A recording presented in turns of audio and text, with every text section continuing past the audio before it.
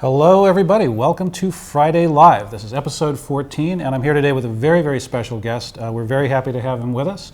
I'd like to introduce you all to Mr. Antonio Seward, who is the new CEO of Audemars Piguet North America. Antonio, welcome to the show, and thank you so much for joining us. Well, Jack, thanks for inviting me. It's a pleasure to be here. Yeah, and as I was saying before we started, to be with us on such short notice, right at the beginning of your tenure as a new CEO, well, we appreciate you taking the time. I had very important appointments, but I canceled them all to be here.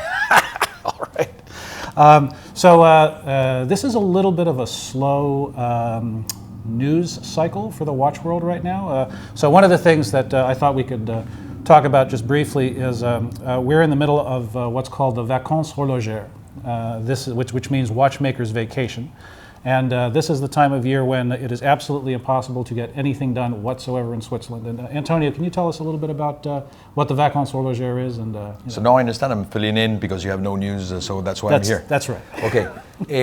So vacances horlogères is really, yes, it's true, something very characteristic to the Swiss watchmaking industry, and it's something which is really non-negotiable. It's mostly done for the watchmakers, and they religiously take their 3-week holiday. Whether from the end of July to the half of August, or that goes modulating, but it's really been there ever since the watch industry exists. And this goes all the way back to the time in Switzerland when during the winter time, watch parts would be made. Up in the Vallée de Joux, for instance, when no farming could go on. People would make watch components. Then when the warm weather came, they would bring them down to Geneva. And of course, in the agricultural year in August, up in the Vallée de Joux, this is harvest time. Yeah, and the weather is quite challenging, as you know, over there. So really in the summer, it's the only moment where these guys and these ladies, because there's a lot of lady watchmakers as well, where these people can actually take a proper holiday with a decent weather. So. Right. That's also important. It's a very concentration intense job, and they really need to let go when it's time to let go. Yeah, and they can't do that in January when there's 2 meters of snow on the ground. And yes, and about 6 hours daylight. So yeah. So it's important to them. In fact, there's an expression in Vallée de Joux which says there's 2 seasons there. There's the winter of now and the winter of after. So there, and when you go there, they'll always be talking to you about the weather, because it's one of their main topics of conversation. It's the impact of the weather. Yeah, I didn't realize until I started traveling to Switzerland, to cover the watch industry, just how severe the winters could be up in the Valais. I've read that they were not able to keep the roads from the Vallée de Joux down to Geneva open until the mid-1990s. Yeah, and it's amazing because every morning around 5 o'clock in the morning, you got the salt trucks which go and disperse the salt, and you can tell when somebody's visiting, because generally if it's been snowing, they end up gliding off the road. So it's still pretty. The winters are still pretty hard. Yeah, although for example, climate change impact is being felt over there as well, because the severity of winters can still be very acute, but it's very irregular cycles now. Yeah. So you can be very warm one week, and then suddenly the temperature drops, and then so you can. And for example, there used to be skiing in the Vallée de Joux, which is roughly 1,200 meters high. Now there's practically no more skiing there. Wow. Yeah. Wow, that's amazing. Yeah. So tell me, how long have you been with Audemars Piguet? Maybe you could let our viewers know sort of how you started and how you came to be where you are now. Well, it's one of those coincidences in life, because I wasn't at all predestined to be in the watchmaking industry. I studied history and political science. Really? My dad was a diplomat, and I wanted to continue that in that tradition. But one of those stories of in life when you by coincidence you meet people, and I met the agent for many watch brands when I was living in Barbados, and I was doing my military service over there, of all things, for France, and he was representing luxury brands, including AP, and I joined the company and worked with them from 1999 to 2008, and then when AP took over its distribution, they hired me with when that happened, and was based in Miami for 2 years, then in Madrid for 4 years, and now in Singapore for 3 years, and now in New York. Wow. So it's been quite a book, and this is the latest chapter. Is you're wearing a very beautiful gold Thank you. Royal Oak. Can you tell us a little bit about it? Well, this is a novelty of this year. This is a jumbo in yellow gold. In fact, it's a remake of a 1977 model that we launched of this specific model. And we came back with yellow gold 2 years ago, betting that it's not going to replace pink gold, but really that for a certain type of customer who wants something different, it was a good idea to go back to yellow gold. Now, in this specific watch, because there is the ancestor of this in 1977, really it was a no-brainer. So we launched it with this champagne dial and together with a blue dial. But this one is timeless. This one is this dial is absolutely amazing. We also have the perpetual calendar as well with the champagne dial. Right. So it really is a very special watch. Yeah, it's a very with the champagne dial, especially yellow gold. It's a very kind of traditional look. And as we were discussing before we started the broadcast, steel seems like the native material or the natural material for the Royal Oak, but it makes a very different impression in yellow gold, but an equally beautiful one, I think. Yeah, and as I was saying, we were saying many things before the program that we can't repeat in camera, but I'm not normally a gold on gold person, but this watch and with this aesthetic, with this dial, is just a different ballgame, and you can just wear it wearing t-shirt jeans or with a suit. It's a very versatile aesthetic. So yeah, love it. Now, as we're talking about the Royal Oak, you've had a chance to see tastes and preferences in a lot of different markets around the world. How is the Royal Oak seen in different parts of the world? How does it how is it seen in the United States versus Southeast Asia? It still is the emblem, the foundation of the brand and of our product. And paradoxically, the jumbo, today's reference 15202, is our best seller, and it was the first Royal Oak in 1972. Interesting. So we've done so many references in between 1972 to 2017, at so many sizes, so many materials. Our best, the watch was launched in stainless steel in 1972, 5402 ST. Today it's our best seller still today, 15202 ST. So it really just shows whether here in New York or in Singapore or Paris, it really is our most demanded watch. I think that kind of thing is easy to understand when you reflect on the fact that I think for any watch company, especially one with as long a tradition as AP, it's really wonderful to give people an opportunity to have a tangible connection with the past, with the history of the company. And I often think that when brands get into trouble with their classics is when they, fail to make the original, the first one available. Well, I remember when we launched the latest version of the Jumbo in 2012 for the 40 years of the Royal Oak. We had a debate internally when Octavio Garcia, our artistic director at the time, presented us the drawings. We all said, but it's exactly like the 1972 model. So what's the deal with that? And how come we're not proposing something new? And he said, no, it's precisely why touch something which is so perfect. Right. And so, what better homage 40 years later than to just respect the original? Audemars Piguet is also, you guys are present in kind of the popular culture dialogue, but never in a terribly overt way. Mm-hmm. So the TV show Ballers, for instance, this is one where you guys have a presence. Your watches are being worn by The Rock, among other people, on that show. How did that relationship develop? Well, that's through our CEO, François, who knows the people who are producing this, and really, again, it's all about. We've done it in the past, but more and more our perspective is that people wear our watches because they like them, not because we endorse it, not because we finance it, but because not because we product place it, but rather than because there's a genuine attraction between a brand and a person who's done well in their respective field. And this is another example of this, really, where the the presence of our brand in that show is really product of a spontaneous discussion and a spontaneous relationship. No commercialization involved, and really we're fortunate enough to be a brand which generates that spontaneous appeal, which is important because today in today's luxury world, it's important to see the truth and to keep real feelings and real attractions to aesthetics as they are and not as they're distorted.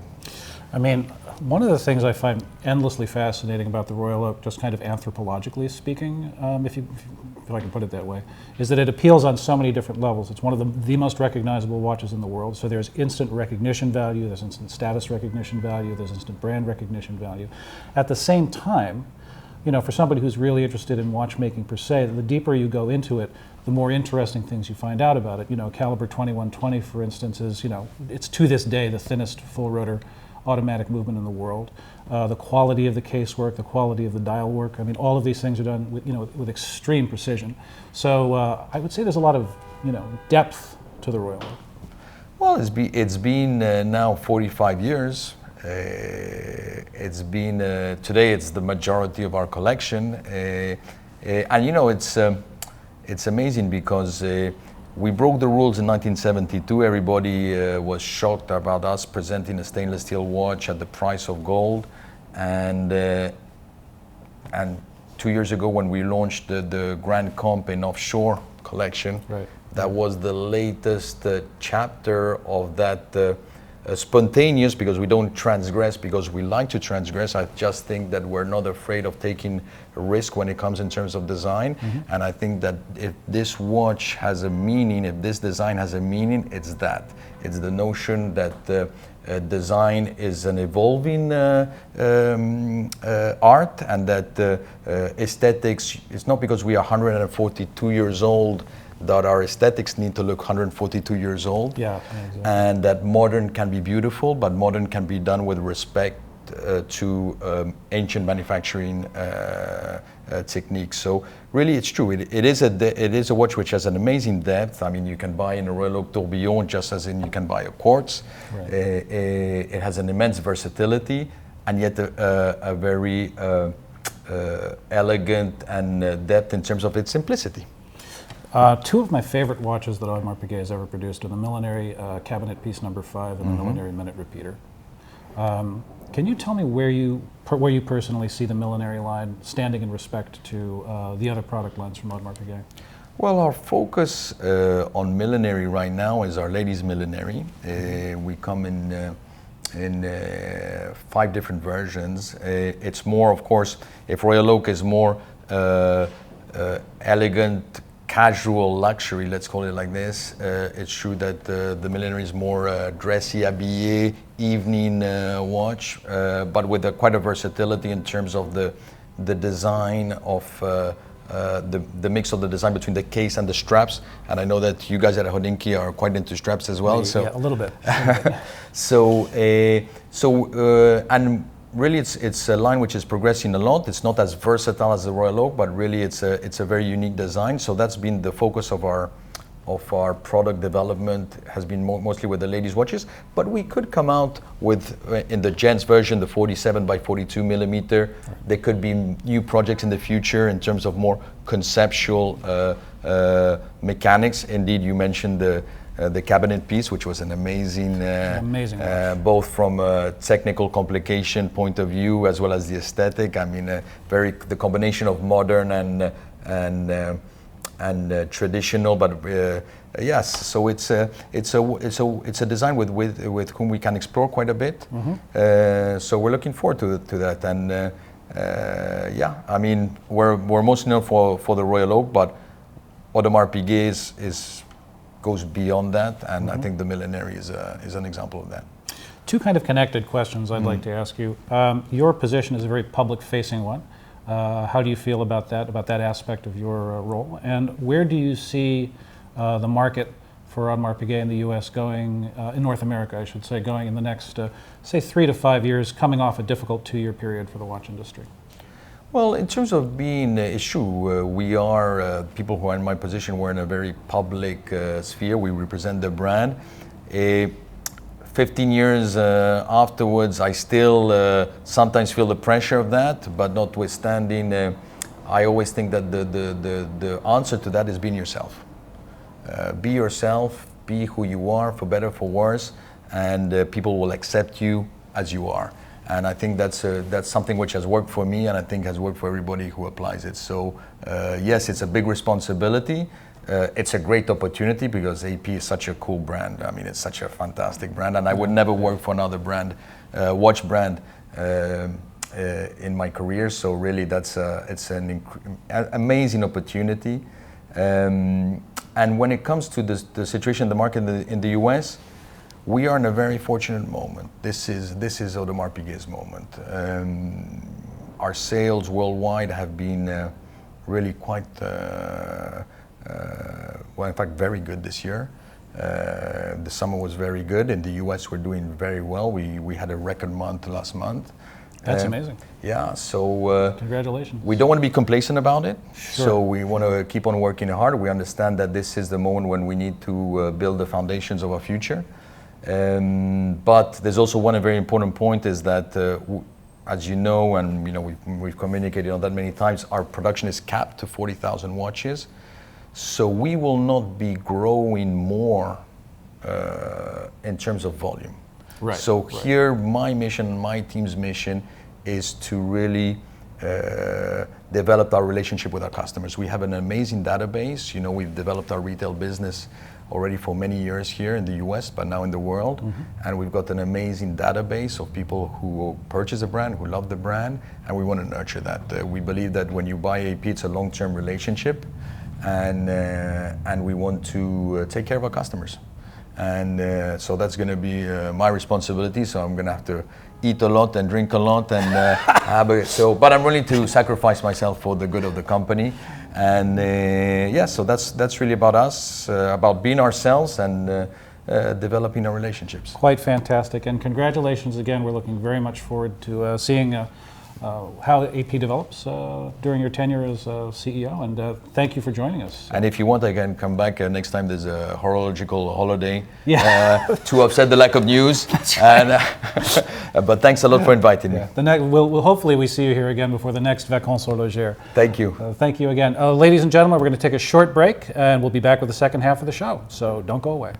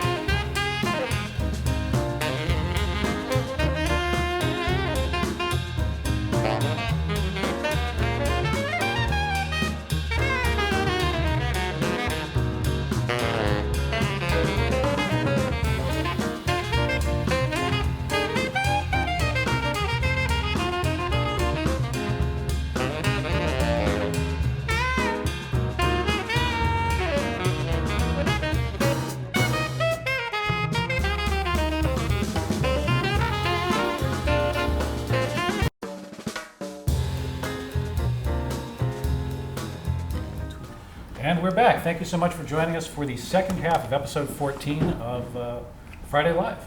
And I'm here with Cara and Louis. And as we always do, we're going to talk a little bit before we go on about what is on our wrists today. And I'm going to lead off. I'm actually wearing a watch that I find absolutely delightful for any number of reasons. It is a Seiko Presage Cocktail Time. Now, the Cocktail Time watches first came out in 2010, and they were made in partnership with a guy who was at the time designated, I can't remember by whom, but designated the top bartender in all Japan, which in a culture of perfectionism in matters of luxury probably means a great deal. A gentleman named Ishigaki Shinobu. And the first Cocktail Time watches came out in 3 flavors. They came out in a cool variation, a dry variation, and a sweet variation. And they're a little bit flashy, but I think in a good way. There's a beautiful sunburst dial. You have a wonderful quality in the hands, a beautiful surround around the date window. They're 40 millimeter by 11.8 millimeter watches, so sort of a contemporary dress size. And $445 with a 4R15 automatic movement that can be hand wound and hacked, which we all love. And that's what I got. That's Seiko. What's your dream cocktail watch? Right. I'm actually wearing it. Is that it? Yeah. What's your dream cocktail? Oh, my dream cocktail, a Vesper Martini. Shaken or stirred? Shaken hard. What? Yeah. All those pieces of ice shards in there? Yeah, that's fine. All right. For me today, I'm taking a Jacques Dro ceramic Grande Seconde. Did I say that correctly? Almost. You want to say it for everybody? Grande Seconde. No one is better than Louis than pronunciation. Oddly enough, our French employee is good at speaking French. Weird, I know. So I have a secret love of white ceramic watches. Like I may or may not want the Chanel J12. I do. And this one is, so what I like about Jacques Dro is their dials are always really incredible. And the enamels are really nice, but this one's kind of a sportier version. So it's a white ceramic case with a Clos de Paris dial, and that has the 2 dials for the constant seconds and the time at the top. And this bad boy is 44 millimeters in diameter, which admittedly is a little big for me. However, it's 14,600, which, in comparison is it's not bad. It has an automatic movement. I'm digging it so far. I literally put it on an hour ago, so far so good. And no diamond. No diamonds. Butterflies. Nothing. Yeah, no. Which, On my wrist, an old watch. I think it's one of the funkiest watch I own. Weirdest as well. It's quartz, but it's also called the Pac-Man. It's chromachrome, and basically it was invented by a German designer called Tian Arlen for the Olympic Games in 1972. And his idea was kind of to do a Zen display of time. So he felt that our society was too much constrained by being precise and exactly on time. So he had the idea of giving one color for each hour, and kind of like basing that on how the sky is at that peculiar hour. And so you have a watch that's actually interesting to look at, extremely imprecise. Like I couldn't tell you, within 5 minutes what the exact time is, especially since the quartz movement here, the battery is out. So it's not working really well, but it's really fun to look at. And it's one of the first watches that I got really obsessed with at the very beginning of eBay. Which was good because it was kind of like a Far West in the beginning of eBay, and I was buying like almost all of them across Europe. So you're the number one collector of these watches. I don't know that, but I have a sneaking many. Suspicion. I have many, and we have with us today, ladies and gentlemen, the world's greatest collector of chromachrome quartz watches. Here we are. But so I thought they were rare in the beginning, and like the thing is like, knowledge kind of like increased around that product, and now we know that they have developed more than 100 designs around that. Yes, around that concept. Wow. And I don't have 100 of watches. I have to say, Louis, I didn't think it was possible for you to find a more, I don't know how to put it, idiosyncratic watch to fall in love with. But if there's anything that really reveals the particularities of the tastes of Louis Westphalen, I think this probably is watch. But Jack, and the fact that it's not actually working is the icing on the cake. I know. Even better. Jack, now is that? Could he wear that with a tuxedo? Yeah, for sure. Okay. 100%. All right. 100%. Confirmed. No it's issues. A dress watch. No issues at all. For semi-formal dress. All right, we have a new. Sorry. We have a new. Moving on. We have a new segment. Where's my bell? new feature. No bell this week. We have a new segment on the show, and it is called Fill in the Blank, where we are going to confront ourselves with various horological sentences that are missing a word or words, and we're going to fill in the blank on these guys. And we haven't done this before. Some of us have better handwriting than others, so we're just going to see how this goes. All right, our very first. So we're going to take turns. You guys mind if I throw out the first one? Yeah, go ahead, Jack. All right. The first one is fill in the blank. I think blank is overrated. Oh, I misspelled it. Oh. Cara. Sorry. I'll do it in all caps so everyone can read it. Yeah, I think that's a great I hope idea. I spell it correctly. All right, everybody ready? 1, 2, 3, boom.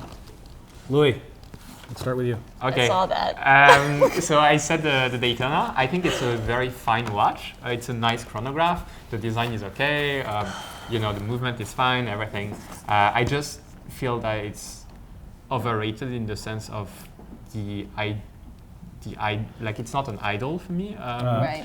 I don't even know how to say that in English, but I feel that It is I not a have star in the respect. mind of Louis Westphal. Yes, I have respect for it, but not beyond reason. Yeah. And I feel that waiting years to get this watch, I don't get it. Oof. And I know my neighbor doesn't. My heart hurts, Louis. I know. It's fine. They're not for everybody. I really enjoy mine. I like wearing it. I've seen It's that. comfortable. It's It's a Daytona. a Daytona. Yeah. Yeah, it looks good. Wears well. You can beat it up. Yeah. Not It beat it happens. up. But you love Piguet more than you love Daytonas, so For it's sure. just a difference of opinion. I mean, the world's largest chronochron watch collector is probably not going to be the biggest possible fan of the Daytona. Yeah. Yeah. Probably. To each their own. Cara, what do you got? But I for get us? it. They are. You see them everywhere, so it's fine. I said tourbillons because I think that you can get just as nice watches without a tourbillon for less. And I get technically why they're important. However, they're just not for me. Like, No, I'll never get one. Do you know what I mean? Like, I'm never going to go out and be like, I want to get a tourbillon. Sure, but that's personal preference. Do you think that Yeah. there's some objective reason why a tourbillon is a deplorable thing? That's a strong. Did I say deplorable? Putting words in your mouth. Oh, okay. Well, I didn't say deplorable.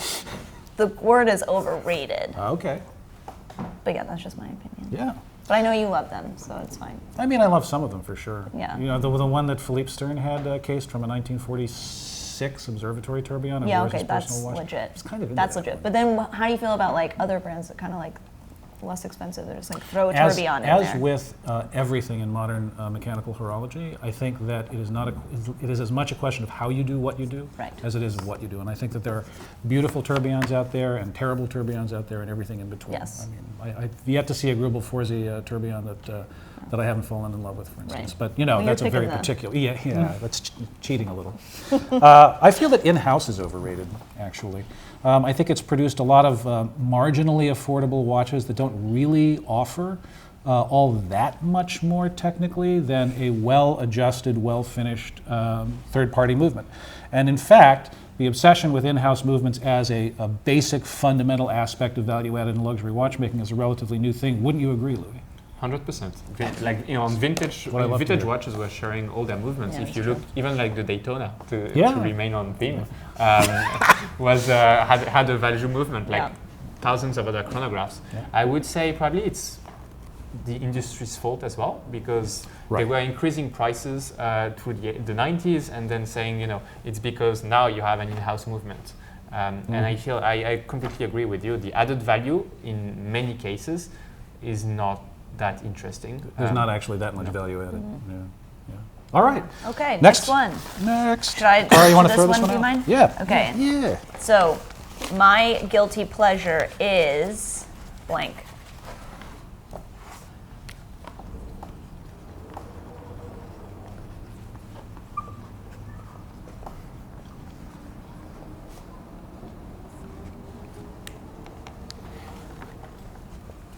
Oh, Is or are? Depends.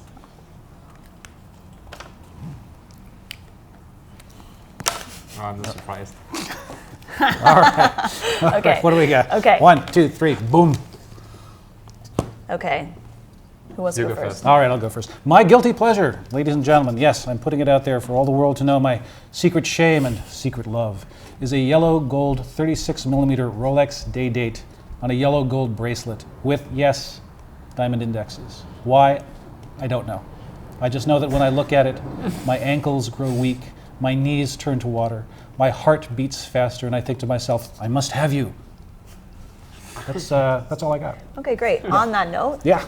mine are diamonds on watches. Oh, I've confessed really? this already on the site, though. So this Yeah. is what Like it is. diamond indexes or diamond paved or? I or mean, both? if done right, does it matter? I don't think so. Do you like diamonds or do you like diamonds on watches? I like both. Yeah. That's it. I like both. It depends on the watch, though. Like a yellow gold daily with diamond indexes is like kind of the dream. Same with the platinum one, I would say. Yes. Yes. Diamond indexes are pretty like baller because not everyone knows what it is, and then when you look closer, Right. But there are some kind of I feel like I'm getting a lot of validation from you. Yeah, This Jack, you should go go around. get that diamond. Right. That's But now wait a second, Cara. I don't recall ever seeing you actually wear. Do you own a watch with diamonds on it? I do, in fact, Oh. but I don't wear it very often because it's Uh-huh. very dressy, Yeah. and I don't really have that many dressy things to go to, unlike you, where you have black tie events. I feel like we have a lot of the same dressy things to go to. Louis, what do you got for us? So I'm gonna feel very cheap in comparison to both of you. My guilty pleasure is looking at case packs. Oh, the shame of it. The shame of it. Showing us up. The reason is, I mean, I don't first get of- where the guilty part is with Yeah, how is that? because you're supposed to focus on the design of the watch, so that's Yeah. the dial, and you're supposed to focus on the movement, which is the engineering of it. Right. Whereas I feel that historically you learn a lot from the case back, inside and Yeah. outside. Yeah. You have the case maker often, you have the material, you have sometimes the serial number, the reference number. Like I feel that it's almost the identity card or the passport of the watch, and often as well, you also have personalized engravings, which I really love, and I actually take pictures of those. So that's probably like, here goes the guilty pleasure. Just to know, when the watch was gifted, like for which reason, when Right, it was. And I think there is a lot of emotions of finding a watch that has been gifted, let's say for Christmas in like 1939. Just before you have a huge world war, and you're thinking of those people who like just have no idea and live their life normally, and suddenly something happens. Yeah. It's. I mean, So you can see a emotional. lot of. Yeah, there's a lot of history back there. I do agree. I love seeing the Christmas notes from the Yeah. Yeah. from the century. It's really sweet. All right. Third Next one? one. Okay, next one. Next one. Louis, you want to throw this one out? Yes. So the question is, the least water resistant a summer watch should have is Blank. Okay. blank. Yeah.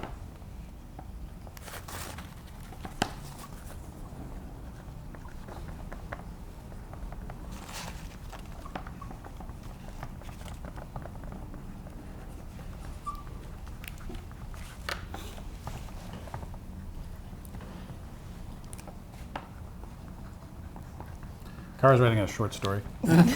My novella. All right. Ready? Louis, you want to count us 1, 2, 3 in French? En Okay. français. 1, 2, 3. Okay. You want to go first? I'll go first. I have a confession. I don't swim with my watches, even if they are water resistant. Well, So what's the use of the Daytona then? To time how long it takes when I your- cook my boiled eggs. Okay. And, No, and in the I just summer don't too. like. I just don't like swimming with my watches because I feel like the tan lines. Tan lines. B, Yep. I just don't want to risk. I just don't. Better to wear it at the bar to see how Yeah, long it's it kind takes of your like mojito to people get who are there. like sleep in their watches, which is so strange. Shower in their watches. I get it, but it's like you don't really. If you shower in your watch, you're not cleaning yourself. Just saying. At least not wear the watch. No judgment, but I mean, that was kind of judgmental. it was. All right, Louis, what do you got for us? I mean, I went for a good depth, 300 meters. I have no idea how many feet that is, but Yeah. 600 something. 666 feet. Eventually. And what I said is, there is of course a depth rating, but also when the watch was made. Because Yes. if it's a vintage one, I would never swim with it, just because then you need to service it almost every 2 years to make sure that the crown is correct and everything. And I feel that And you, on a need modern to watch, change gaskets, all that jazz. Yeah. and on a modern watch, like if something happens, like at worst, you can find the same watch. And you can probably go to the company and ask them to explain like what happened. Whereas on a vintage, if you destroy it, you'll never find the same dial. Don't swim with your vintage watches, people. Or Yes. Take a page or showers. Please. Take a page out of my book. Don't swim in them. Can't tell you Better how much safe we've than seen. sorry. All right, I went for something a little bit more extreme. I went for 500 meters. Now, I know that this isn't strictly speaking necessary, but then again, neither is a mechanical watch at all. And 500 meters it's not a hard figure for me, but I'll tell you what it's all about. I'll tell you what this crazy Tell number me. is all about. Tell It's us. all about the fact that summertime is a time for fantasizing a little bit about who you are. It's when we take a break from the dull drudgery of everyday reality, and we cast ourselves in a larger, dare I say, even cinematic role in our own imaginations. And it's easier for me to imagine that I'm a much more adventurous and interesting person than I actually am when I'm wearing an over-engineered dive watch. So it's really all about the overinflated sense of self-esteem. Okay. Yeah. Should we move on to the next question? Yes, I feel with- like that's a good ending point. With discreet haste. All right, is it my turn again? Yes. Okay. Okay, here's a kind of an interesting one. And I'm curious to see what my colleagues will come up with. One of my favorite years, and there were 500 of them more or less, one of my favorite years in watchmaking is blank. Well, off the top of my head. Okay. Okay, ready? 1, 2, 3, bada boom. Oh. Sorry. Okay. Do you want to go first, Louis? Yes. So 1960. Why? So the subject. Indeed. The subject No, is. we're done. No, Just we're not. 1960. That's it. It's Piaget, as you might have suspected. Okay. They released the 12P movement, thinnest automatic movement ever made. And if you can read the newspaper at the time, like everyone was stunned at Baselworld, and they didn't believe it. So they would go, like even competitors would go to Piaget booth to check it out and like understand how they had done it. And I think it's kind of this. They call it a revolution in watchmaking, Piaget themselves, of course. But I But think fair point. but I think it's kind of like a level of excitement that I would love to have seen, and I hope that I'll see it at Baselworld, for one occasion or the other. Yes. Yeah. Yeah. Do you think the days of, oh my God, look at that, in a genuine sense across the industry, do you think those days are over at Baselworld? I hope not. I don't know. I think Zenith is working on something for a chronograph movement, so maybe that would be the wow effect. Yeah. I think it's still possible, but obviously we've been quite far already. So Yeah. I think there's always going to be something new. I mean, Yeah, that's but- just how the world works. yeah, but Yeah. amazingly new. No, but the thing is No. in context, it's like when you look back, of course, it was like amazingly new at the. Do you know what I mean? So you appreciate it now, but when you move forward, there's Yeah, but always I think gonna it was be- like pushing the boundaries much further. in Well, it that was sense. possible to make fundamental breakthroughs Yeah. in 1960 in a way that it's maybe less possible. now. Yes. Cara, what do you got for You us? Speaking said of that fundamental. much more eloquently than I did. I said 1969, and this is really random, but it's the year that the Beta 21 was released, which for me, I actually really love the Beta 21. I think it's a really fascinating movement. It was kind of the beginning of the quartz era, which everybody ended up hating, and it kind of almost brought down the watch world. But from that was a rebirth, which brings us to today, which is why I chose 1969. So 1969, you would say, is the year in which the fires of quartz nurtured the rebirth of the phoenix of mechanical horology. Yes.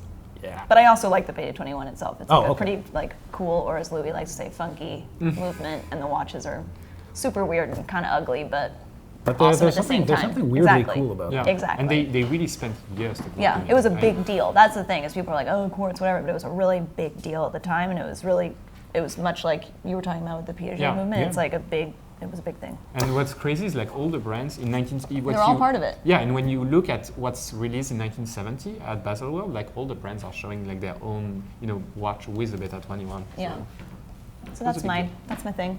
It's pretty Jack? good. I thought that was a really interesting kind of insight into thank you, how Jack. where the modern watch world came from. Yeah, thank you.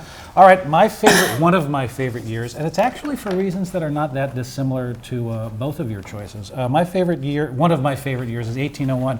This is the year that Abraham Louis Breguet was granted a patent for Le Tourbillon. Oh, full Now, circle. What do you think is overrated?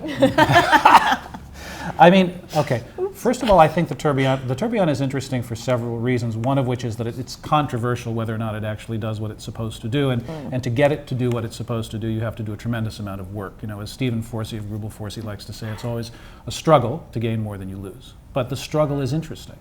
And the other thing is, it represents kind of a high watermark in a certain approach to watchmaking. This is back in the days when there was no such thing as a watch that was not handmade. There was no mass production.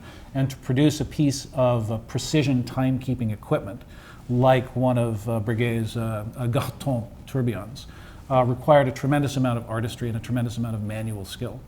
And as we see the evolution of assembly line watchmaking, a lot of which got started in the United States actually in the 1830s, we see a gradual decline in the degree to which a beautiful handmade high precision watch really was a handmade artisanal object.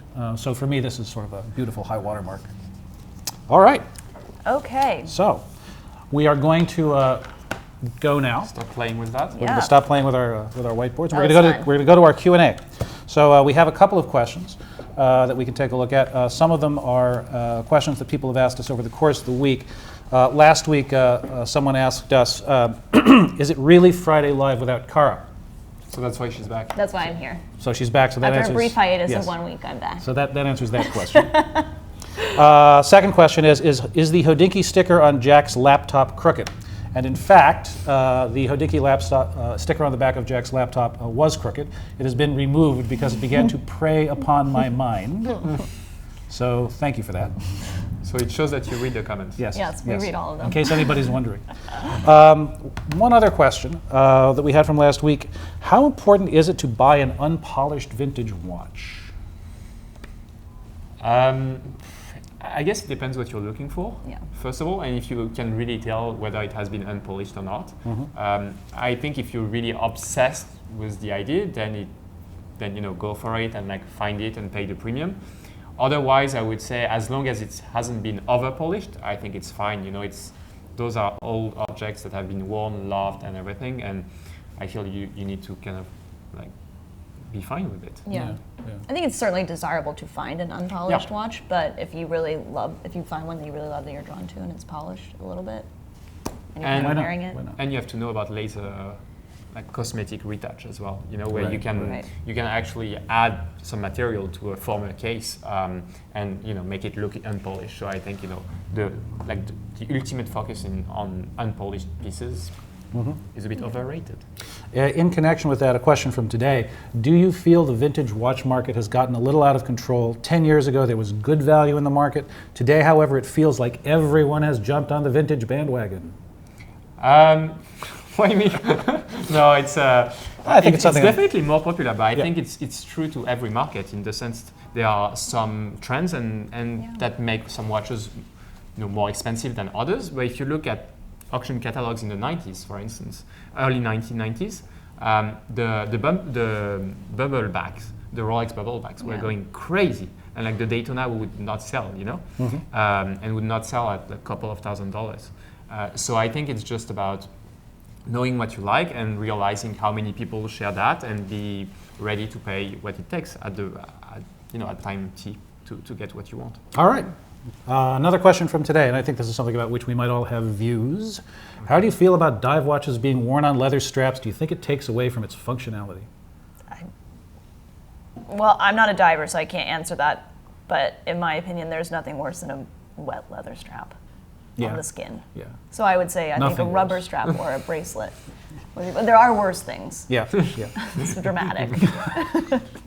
Listen, we're all about deploying unnecessary rhetoric. There's nothing worse than, no, I'm kidding. Yeah, that's just, Really, what do you think? I think it looks great to be outside of the water. I agree with Cara. It's first of all, it's not really comfortable, but it's also destroying the leather unless It's kind of slimy, Yeah. if we're being honest. Yes.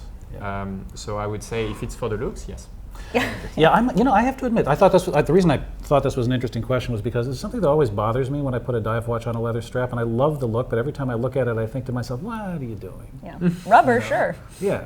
It just seems like the wrong. Given the functionality forward nature of the dive watch, Right. to put it on a strap that you can't actually dive with, Is it even a dive watch then?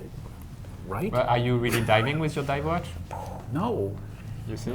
But as we mentioned in the rapid fire round segment, But Jack's living his best life in the That's right. summertime. He is Living trying his dreams. up in, build his up in here dreams where no one over can see. summer, so he is a diver this summer. That's true. Sorry about that. All right, that's all we have time for this week. Thank you both very much, and thank you again, Mr. Antonio Seward, for joining us today. Next week. Until next week. Until next week, we'll see you then. Bye. Bye-bye.